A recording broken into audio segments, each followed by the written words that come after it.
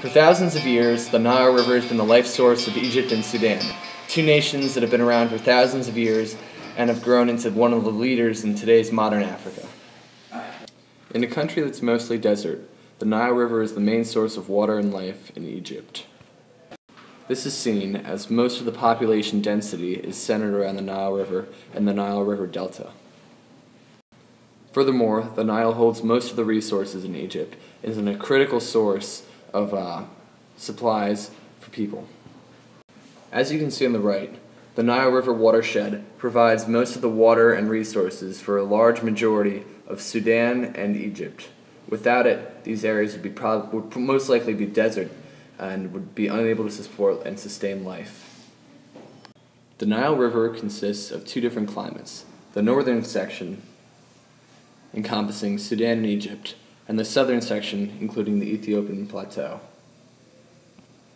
The northern section experiences very little annual rainfall, as seen in the graph up here. The southern section experiences heavy rains during the summer, yet is otherwise fairly dry as well. All rainfall in both sections is mainly centralized around the Nile. Due to the generally low precipitation, agriculture production exists purely along the Nile's banks. The location of the Nile makes it ideal for imports and exports of goods into and out of Egypt. Without it, the Egyptians would have to cross the deserts and ship goods along the Red Sea. Furthermore, you can see that the populations of both Egypt and Sudan are largely centralized around the Nile River. Most of the cities in Egypt, the large cities, are either in the Nile Delta or along the river itself.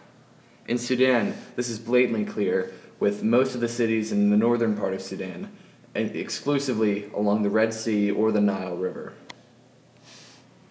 Because of the success of Nile farmers, Egypt has been greatly successful in producing resources like wheat, rice, and honey. According to the Egyptian state, Egypt is the #1 producer of rice and ranks very high in wheat and honey as well. In addition, natural gas reserves along the Nile Delta are one of the leading supporters of the economy in Egypt. This access to natural gas provides Egypt with a great amount of energy and also a great capacity to export along the Nile River and along the Red Sea. For Sudan, the Nile River provides a great opportunity to import goods that otherwise would not be accessible due to the great deserts of Sudan. The Nile also provides a great source of energy for both countries.